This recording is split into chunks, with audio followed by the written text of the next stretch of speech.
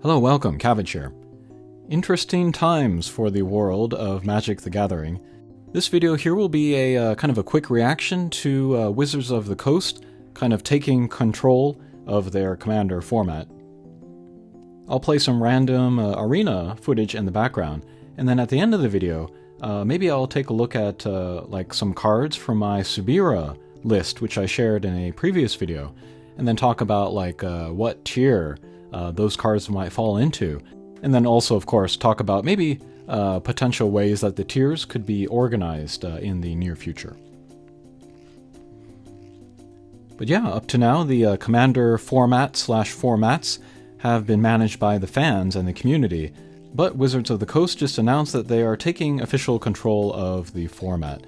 Just to say it up front, I think this is a good, necessary, inevitable move, which could have and probably should have happened earlier. And the reason why I think this is because the size and the popularity of the formats has grown so big that the fans and community can no longer effectively handle them, as the last couple months have clearly demonstrated. There's been the CEDH Rules Committee failure. There's been the very kind of embarrassing and distressing reaction of the community to the bans by the Rules Committee. And there's been the kind of very wild and out of nowhere drastic actions by the Rules Committee. And so I interpret all of this as like the community crashing the car of EDH, and then the dad, Wizards of the Coast, saying, okay, no more driving for you, we're going to take it from here. And I am tentatively on board with Wizards of the Coast control. As some personal background, in the world of Magic the Gathering, I am a nobody. I collected a bit as a kid. I've played Arena since it was available on iOS, and I've been playing Paper Magic for less than a year. But I have covered game design and game community dynamics for a decade on this channel, so that gives me maybe a kind of a unique perspective on all of this. And I can say with great confidence that gaming communities are not good at game design. They are good at recognizing at what is wrong in a game, or an economy, or a community, but it's not good at thinking up ideas to fix problems in those spheres. And the reason why they are not good at fixes is because most of the time they're only thinking from their point of view, which is totally appropriate. And gamers should not have to think about all of those other ramifications. The only thing that they should have to think about is enjoying the game. I think about these other things because it amuses me and interests me. But it's totally normal for people to not want to think about this stuff. For working on and fixing things like game balance, power creep, the market or economy, it's just better for professional game designers to do that because it is their job and also their skill set to consider all of the angles in order to both maintain and improve the success of the game and maintain and improve the players' experience of the game. In every gaming community, there are a lot of players that want to paint the company and developers as the bad guys to never be trusted, and to them it's a dynamic of community versus the company. But no, it's actually a partnership where both rely on the other and both sides have to give and take. And like the best way that the company can make a game successful is to make it a good game that the players want to support and enjoy supporting. So having both sides of the relationship, working together to make it work is going to lead to the most success for everyone. For a long time, the Commander format worked as a fan format because it was niche enough to be handled by the community. There was the concept of Rule Zero, where before players sit down to a game, they communicate with each other about the speed and strength of their decks, so that they could have a more or less balanced game. But in practice, Rule Zero does not work, because many, if not most players, do not know how to assess or talk about the strength and speed of their decks. I just watched a podcast, Loading Ready Run, and they are some of the top, minds and voices of the Magic community, and even they admitted that they don't know how to properly talk about their decks. And then there was like a 1 to 10 power level, maybe created or agreed upon to help guide people in their discussions about their decks. But that scale was so vague and unhelpful that the joke ended up coming about of everybody's deck is a 7. And then there were some players that would just lie about the power level of their deck, so that they could get an easy win on their next game. I have read and heard many horror stories about unbalanced games, and wasted hours coming from ineffective or just non-existent Rule Zero conversations, and that made me nervous about going to play in person at my local game store. So far so good in my personal experience, but it is something that is on my mind. But the format of Commander and then also CEDH, they have grown quite a bit. It is now the most profitable part about the Magic the Gathering ecosystem. And it just became more and more bizarre for a small group of guys deciding on ban lists and things affecting, millions of players. I think it is the obviously right thing for the company who is making the most money off of the format, creating the game pieces to be played in the format to control the format. In the communication from Wizards of the Coast talking about formatting that is going to come in the future, they talked about 4 tiers, which I thought was very interesting.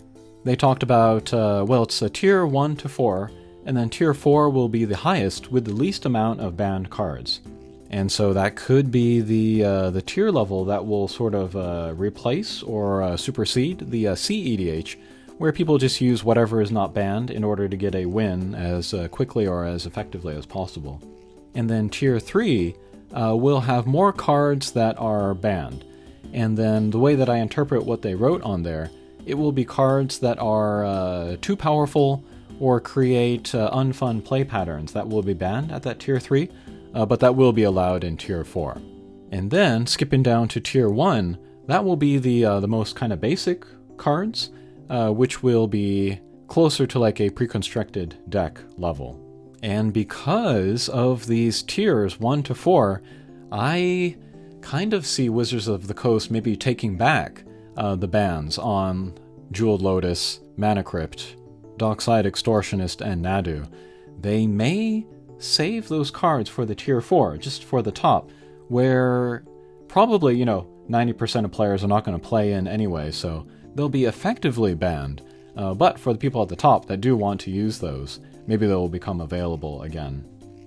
But I find this upcoming tier system very interesting, because then you'll be able to build decks along like concrete guidelines supported by the company, and so perhaps get better matchmaking, and then also maybe more categories for like tournaments or other play. And then there will be like competitive metas within each of the tiers. But speaking about those tiers, and then also looking at like initial reactions from folks online, one mistaken assumption I see is that people are thinking that tier 1 is going to be more casual and then tier 4 is going to be more competitive.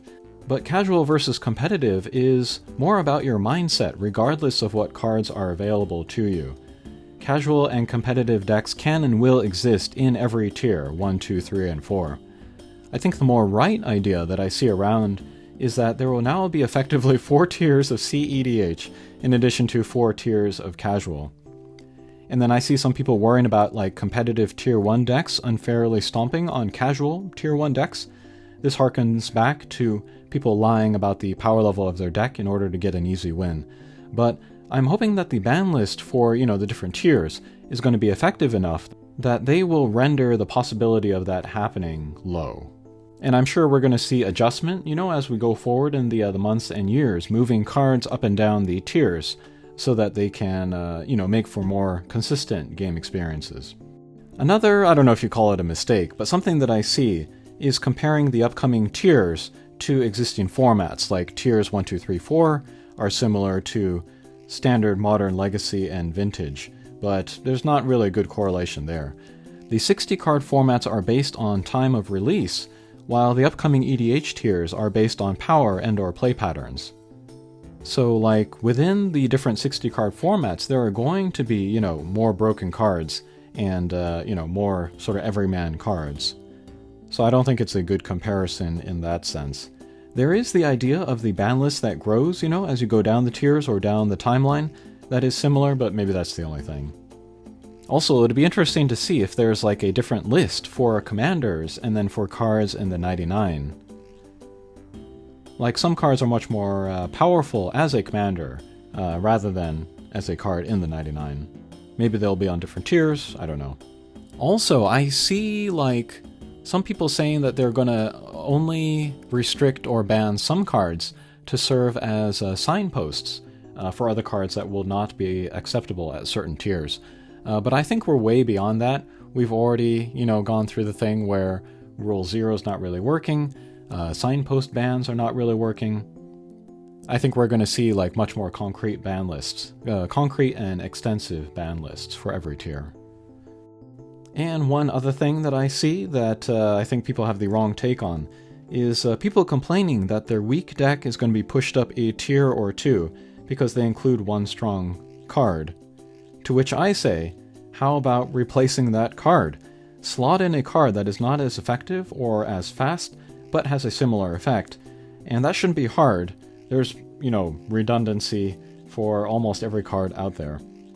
And I think it will lead to folks playing a greater variety of cards than before, which I personally advocate. If you know me, you know that I kind of stray away from the meta stuff, and I look for more sort of underrated stuff. But deck construction from now should be interesting, because I think you can approach it at least in two different ways. One is to build decks specifically for different tiers, like say build a rat deck for tier 1, and then stay away from the cards that will be tier 2 or higher, and then say like this aggro deck is tier 2, and then stay away from cards that are tier 3 or higher, that kind of thing. And then, have a selection of decks, and then when you go to the shop or your friend's house or whatever, and they say, oh, we're playing tier 2, then you grab your tier 2 deck and you're ready to go. Another approach to deck building could be like the modal deck that I showed with the Subira from before, and then have like your base deck, and then have a tier 1 package that you can slot in, or a tier 2 package, or a tier 3 package, based on like, what kind of game you want to be joining.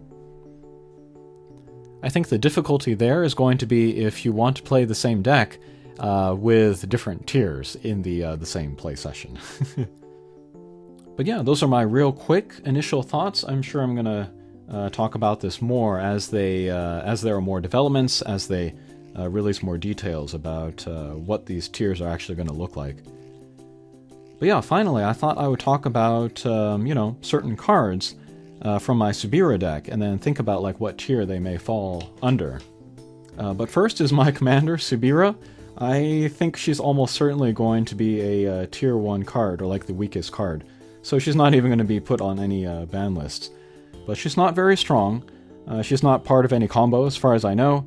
And then she doesn't like stop other players from doing things like stacks pieces. And then she doesn't tutor for anything, so I don't think she's going to be affected at all. Another card I have in my deck is Ragavan. Pretty powerful, but I don't think it's going to be like a tier 4 like taboo card. Maybe tier 2 or 3. Although if it were put into tier 1, I wouldn't be surprised. Next is Goblin Recruiter. This is a tutor in order to set up like an infinite combo in order to win the game on the spot. Not a powerful card by itself, but it can set up very high-powered moves. So this might be tier 3 or 4, I don't know. And then also in that vein is Kikijiki. This is very much a combo piece. So this also might be a tier 3 or 4 card here. Next is Blood Moon. All non-basic lands become mountains. This might jump straight to tier 4. This is what I'm talking about like play patterns. This might lead to an unfun play pattern for the table. So they might put that restricted at the top there. And then there's Underworld Breach. This also might jump straight to tier 4. This leads to infinite combos, very powerful. Wins can come out of nowhere. And then next, this is maybe interesting, but Arcane Signet. This is included in like all of the precon decks. But I have heard the official Wizards of the Coast voice saying that this card was maybe a mistake. It maybe sped up the format too much. Kind of warped the idea of like what is and what is not a good mana rock. So I don't know. This might not be an automatic tier 1 to go in every deck. They might put it 2 or even 3. I don't know. And then that can segue us into Sol Ring. This also is a very powerful card. With the rules committee, they were saying that they did not ban this card because it was like an iconic card, but I think it's more about the fact that everybody has it, you know, and so banning it or not banning it is not going to be that much of a difference, I would say. But here with the tiers, it might be a chance to restrict it without banning it. So like Arcane Signet, this might be a case where they put it up to tier 2 or 3 or perhaps even 4. That would be pretty crazy. Next is Jessica's Will, another one of the strongest cards in red. This might be kind of a similar thing to Underworld Breach. This might start out as a tier 3 or 4 powerful card. And then this is interesting, Dragon's Rage Channeler. I see this put into some CED-ish decks, but I don't know if it's powerful enough to warrant being put in a higher tier. Even if they put this into tier 1, I could see that happening. And then finally is Lightning Bolt, the classic old Lightning Bolt.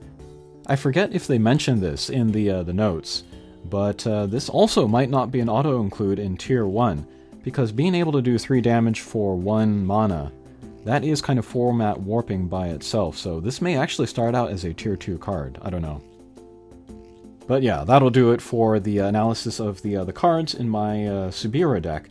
Maybe in the near future, I'll do a kind of a deck tech for my Riga Stadium deck, and then talk about like what tiers the various cards in there may fall into. Again, just quick thoughts, like first reactions to this tier news. I'd be very interested to hear what folks have to say there. Alright, thanks for watching, and we'll see you again. Take care.